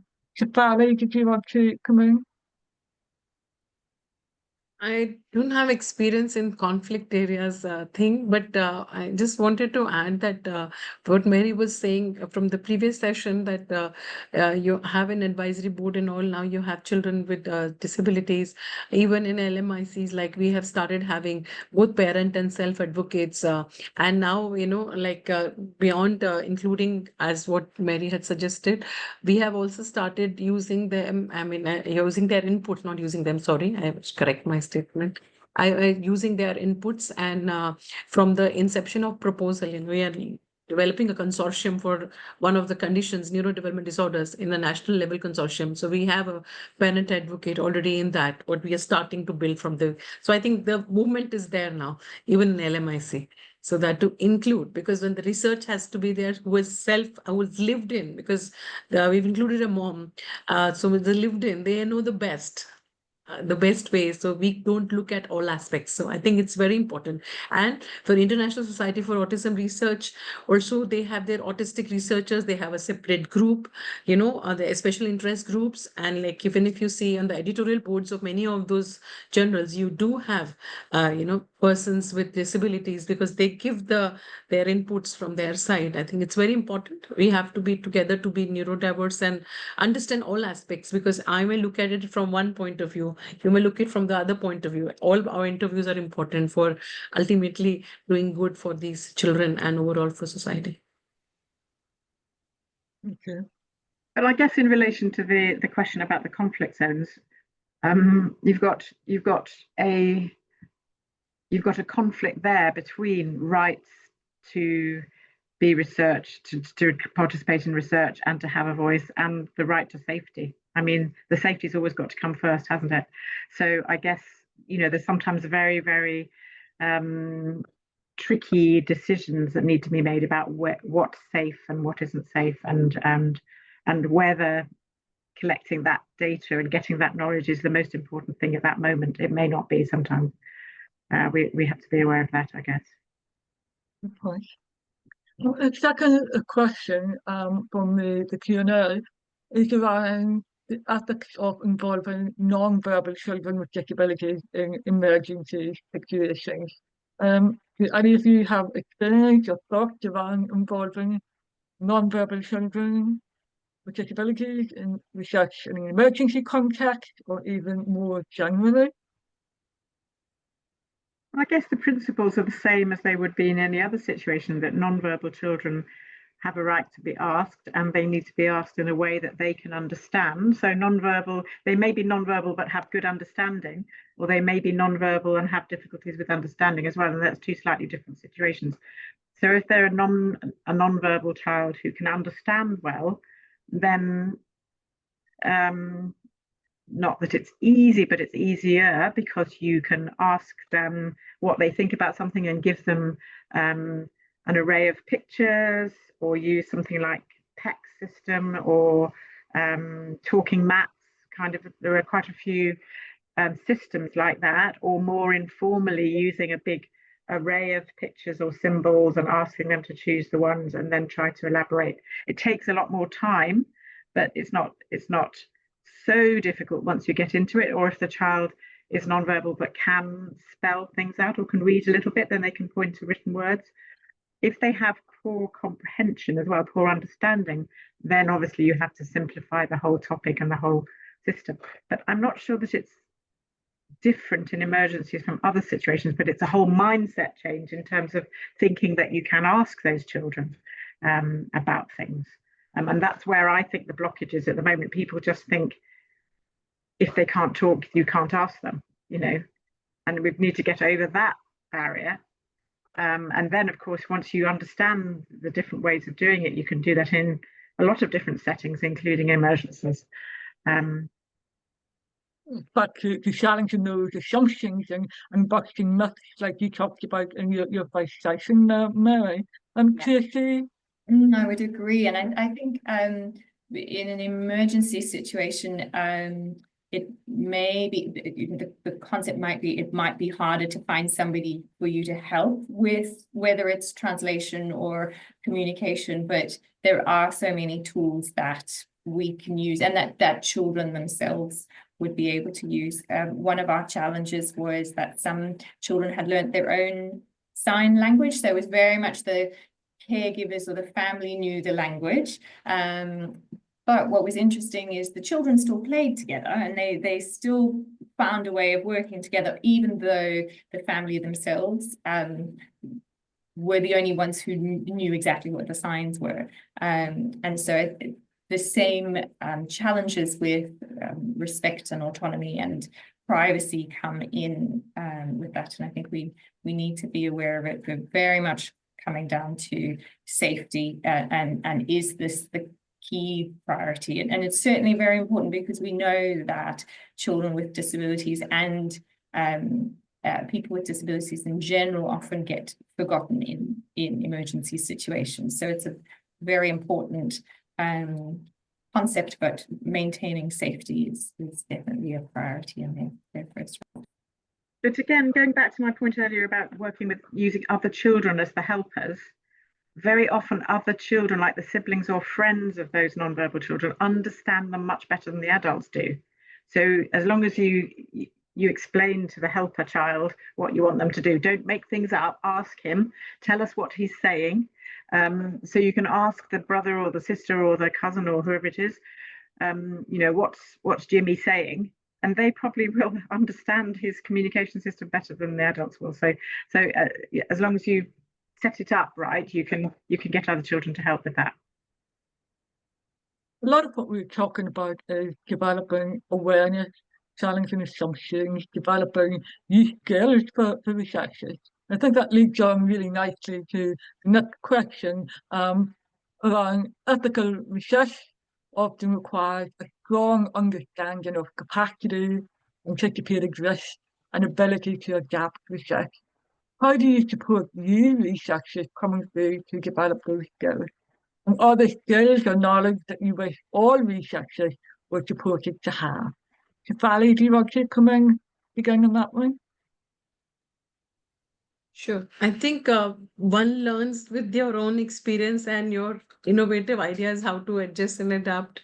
We have to understand. And then when we are becoming senior researchers, we are obviously mentoring the young ones who are going to be working with us, and we have to keep training them along, take and ask them for having their own innovative thoughts of how to circumvent whatever challenges an individual with disability has. So everything, it can be circumvented. I mean, so that so you involve them when you are training these people, I think, and slowly they will understand. By the time they have to write grants, they will understand and it can be incorporated. So it will be that we have to start training our research staff by the time, because everybody starts with the, and then later on to, I think, and make them also think and ponder how we can circumvent the various challenges and have all these principally things can be done. And one thing for the emergency thing is sometimes you may not be able to do that, may take an assent, then you only way you have the legal consent from the parent or the legal guardian. In that situation, there may be situations sometimes in an emergency you may not be able to take, despite of what all was discussed. So then the parental consent comes. I mean, I just wanted to add on that. So we are not doing without a consent. Consent is there. We were just talking about the assent of the thing. So I think we have to train all people around and make everybody think how to include rather than how not to include, and how you want to modify and adjust. So you have to just think. Everybody's intelligent. They have to just think, and you have to put that capacity to think. They come with very nice ideas. But That's I what also think, in my experience, some people, if you model those kind of skills and behaviours in your attitude to the child or adolescent, then the people who are working with you, who are perhaps newer to it, some of them pick it up really quickly. I can think of an example in Bangladesh recently. There was some work we were doing with, it was actually with adults, but they were adults with a range of different impairments, including some deaf-blind people. And we had a couple of young interpreters who were university students who were helping us with translation from Bangla to English and vice versa. And a couple of them, we had 4 of them, and a couple of them were just fantastic. They picked up on the way that we were interacting with the people with disabilities and started doing the same things. That wasn't really their role. They were there to interpret, but they started getting more involved in actually interacting with the participants themselves. And some of them were really good and got it really quickly about how to support people, how to give them time and how to repeat and how to support just the right amount. So some people, if they're exposed to that kind of positive attitude, pick it up really quickly. Others maybe not so much. So I think it's through directly working with people and seeing how to do it. Reading it in a textbook is just not the same, really. Yeah, and I'd love to add to that as well, is also the balance between research and curiosity. And potentially this might be, with my background as a physiotherapist, this might be more the health workers as well, who are curious and may ask inappropriate questions. And I think that's then a boundary. There's the good practices, but then also poor practices. They're very much would you ask this question? So, for example, sexual and reproductive health in adolescents with disabilities, we're not asking questions out of curiosity. And that's a really important awareness that's needed for people who are new to the field, and being able to understand, well, what is the principle of this research, and therefore what are the boundaries of this as well for us as researchers. Question from Jerry Nicholson. What sorts of practical tools do you currently use for inclusive data collection, and what tools are needed? So, what kind of tools, practical tools, allow for meaningful participation in research projects? They're mostly not anything very unusual or fancy, you know, some paper and pencils and felt pens and stickers and colouring pens and, you know, things like that. Things to use for drawing and sticking, possibly modelling clay, things like that. Then there's no kind of like catalogue of fancy stuff that we would use. In any case, that would be expensive and unavailable in many countries. So it's usually going down to the marketplace and buying a load of coloured paper and pencils and stickers, in my experience. Modelling clay is useful. Lots of tape and, yes, a lot of stickers and felt pens. Toolbox. Toolbox, like that. Yeah. It's kind of basic stuff you can buy in any marketplace. It's more about the skill of how to use it than the actual stuff, if you like. Being brave enough to draw funny stick pictures and pictures of simple things that need to be illustrated, or employing a local illustrator to help draw stuff that needs to be drawn. We did that in Nepal. We were doing a project about disabled children's experience of COVID, and we employed a local artist to draw a whole load of pictures of different things we wanted pictures of. And we knew that if we drew the pictures, they would look wrong. So we employed a local artist to draw, you know, a Nepali house, a Nepali family, and all sorts of different things. And then we had an array of those pictures that we could use for different discussions.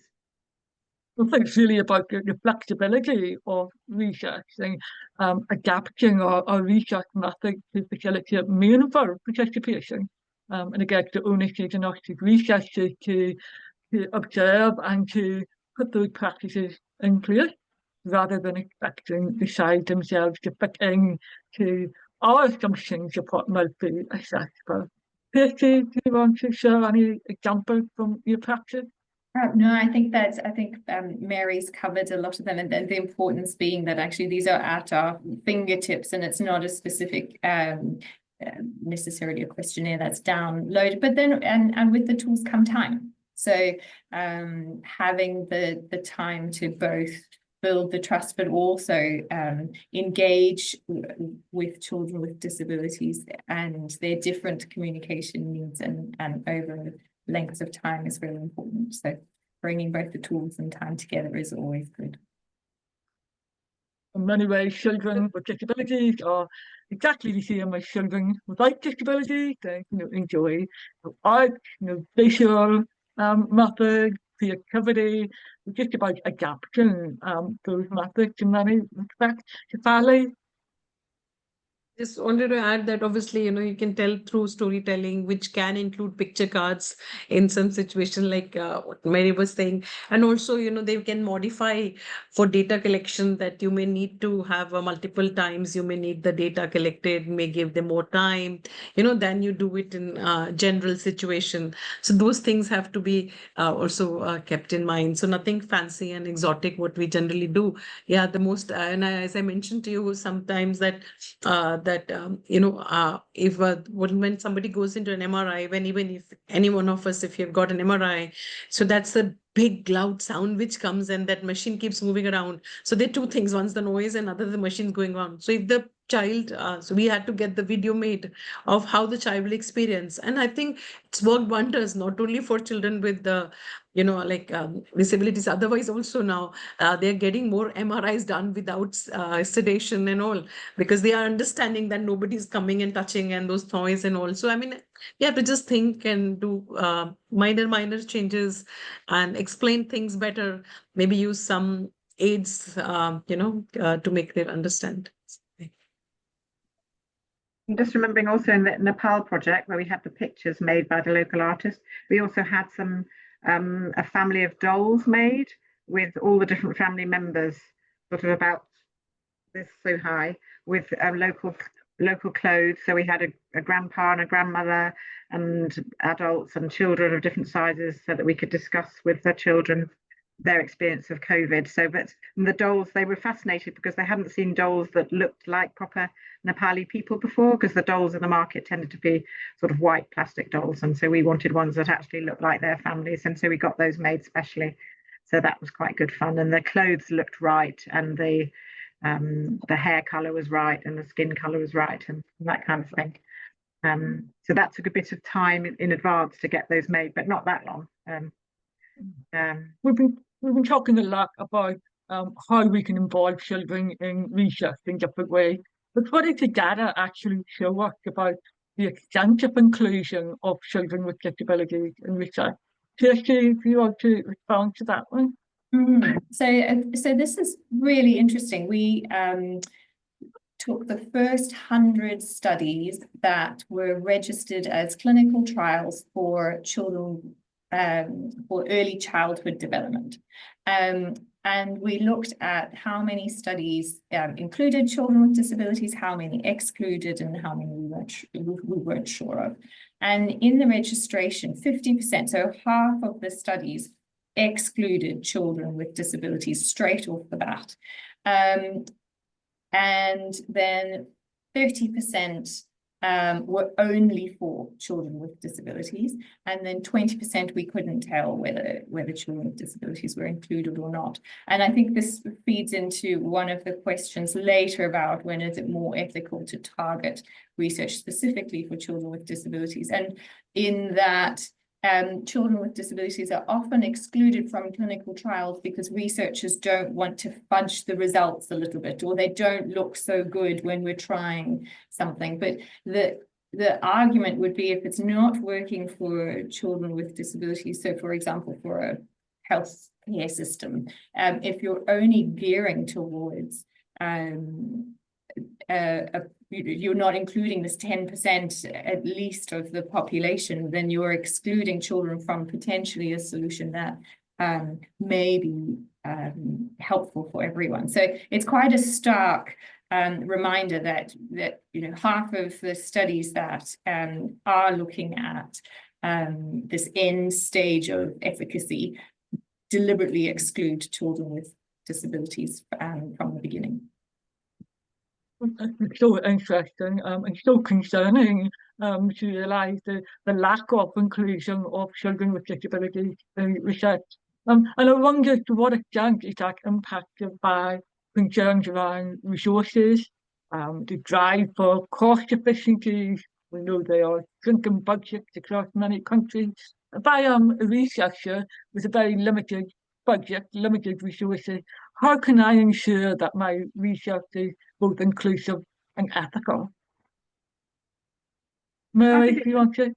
Well, it goes back to those assumptions again. There's an assumption that it's not important, or it's an assumption that it's too difficult, or an assumption that it's going to messy the data, or that it's going to make it all too complicated. Those kind of assumptions, we just need to bust those myths and say, those aren't ethical arguments for not doing it, and but sometimes it's just, it's not willful neglect, it's just not thinking about that population. It's just by accident almost. I think, so I mean, in my institute, I often have to challenge my colleagues who are not doing disability work and say, have you thought of putting a disability component into that project about I don't know, could be anything, nutritional, and they go, oh, sorry, I forgot. And I think, I'm standing there in front of you and I'm the disability researcher. Well, how could you possibly forget when I could, but they're sort of so busy, caught up with doing a population level study that they forget about this bit of the population. And we just have to keep waving that flag and saying, it's unethical to leave them out. Stop doing that. But we're not there yet.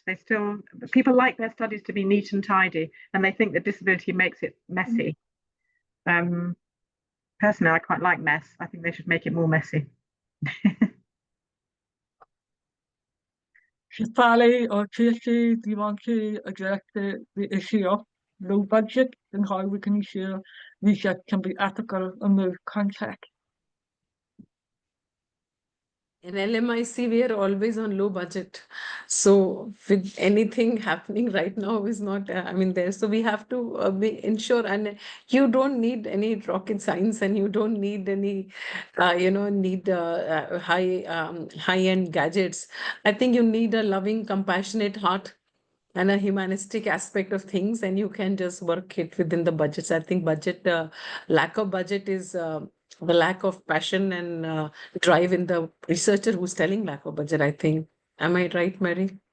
I think you don't need exotic things and don't need so much money. I think it's the heart which drives it. And if you want to do it, you can do it. And I think that true inclusion will be able to transform the research from mere observation to empowerment. That's where we stand, and empowerment and ultimately going towards advocacy. If we don't do research, including them, so how will we get solutions, and how would we go for advocacy? How would we get resource allocation? So, it is the need. It is the need. So you have to just think about it, how to include. Then only we'll be giving solutions to them. Otherwise, they're just mere papers which come out in publications and with not much meaning, if I may say that. Thank you. I'm just conscious of keeping on time, so I would like to come from this session to a close. And sincerely thank all of our speakers for sharing your huge amount of expertise there, and for your really thoughtful engagement. It's very much appreciated. And I know I've had a lot to think about from our discussions today. So today's discussions, I think, have really reaffirmed the importance of building stronger, more inclusive research practices that places children, families, and their voices at the centre of research. I'd also like to remind you that today's session is part of a wider effort to examine and address the barriers that continue to shape research in this field, and hopefully we can begin to unpack and challenge some of those barriers going forward. As all of you here reflect on today's session, I would like to encourage you to think about how we can continue to strengthen our own research practices. How can we reflect on that and promote greater inclusion in research moving forward? So I would like to now return the floor to Gavin for closing remarks. Thank you. Thanks so much, Brona. Thanks, Mary Shefali and Tracy, for that very rich discussion. I think you've shared, above all, some very clear examples and guidance of how research should and could be done. So overall, I think it's been a very positive learning experience, sharing your experience. I was just reflecting on how we sort of started and went through. And Mary, you reminded us both at the beginning, but also in your remarks just then, that excluding children with disabilities from research is not just a practical oversight, it's an ethical failure. And you've, of course, challenged some myths and showed through, for example, in Nigeria, that with thoughtful, inclusive methods, children can meaningfully shape research, even designing tools to assess inclusion in their own school, when you cited the example of inclusive education practices. And Professor Shefali, you highlighted some real-world examples of inclusion research, limited budgets, as you mentioned then. You're always limited in your budgets, as you said, perhaps staff capacity and complexity, but you made clear that these can be overcome with creativity, early planning, and adapted approaches. And I think in the examples that you showed of how to get assent, communication support and ethical safeguards are possible. And you provided, I think this is an important thing, you provided some examples given different types of impairments of how to go about getting assent, and that it's important to recognize that children with disabilities do have a variety of different types of impairment and maybe severities, and each one has to be tackled in a very specific way. And Tracy, you've reframed, I think, the ethics as relational, I would say, and not as a procedure. I think this came up in many of the reflections by all speakers, but you were saying that assent is a continuous and not only a procedural first step for an ethics review board. And that's what struck me also. I think many people not familiar with this, or not even familiar with ethics, sees that as some milestone that has to be done at the beginning. And of course you have to do that, and you have to do procedures, but the constant check-ins, especially in participatory research, is critical. And you urged us to move beyond extractive practices where participants share but hear nothing back. I think that was an important message. So I think you were calling for that research should listen deeply, co-create meaningfully, and build trust together over time in research. So that was really important. And I think these reflections reinforce a simple truth. Ethical research with children with disabilities must start with respect, value their voices, and ensure their inclusion is never an afterthought, but is a deliberate, ongoing, principled choice. And it doesn't have to be difficult. It just has to be thought through. It's something which everyone has to take notice of. And so thank you for all those points. We do have to close, unfortunately. With that, I just want to extend my thanks again to Brona Byrne for your excellent moderation, and to our speakers, Mary Wickenden, Tracy Smythe, and Shafali Gulati, for your support in this session, but also for taking the time to share your perspectives and experiences in also developing this session. And thanks to everyone who tuned in. And I see a number have dropped off. I understand that just in the last few minutes, perhaps when I started speaking, signaling the end. But if you felt there was something you wanted to share and didn't have the time, or questions that weren't answered, please get in touch. There's many opportunities to bring these to bear. Any research that you may be doing, you want to elevate, please get in touch. Today is our last seminar in this current series. Please note that our topic on inclusive education has for now been indefinitely postponed. So please keep an eye on social media for when we might announce that in the future. And so to close, also, I'd like to thank Altamont Group for their excellent support in curating and facilitating today's session, and for partnering with us in the development of this series. And specifically first to their CEO, Sajid Ashraf, who's been behind the scenes and leading this. Thank you so much. To Gina Saleh, Samin Fatima, Nina Aurora, and Darshana Nair, and also to Piyush for his support with social media. And a big thanks to our senior ethics advisor, Karen Carter, for her support in framing today's session. And not least to our overseas interpreting, to Zhao and to Andy for your providing international sign throughout the session. Thank you so much for that. Thank you. So all to say, we look forward to welcoming you back in the near future when we announce new webinar topics. Just a big thank you. And until then, thanks very much. And it's a big goodbye from all of us at UNICEF in Achenti. Thank you.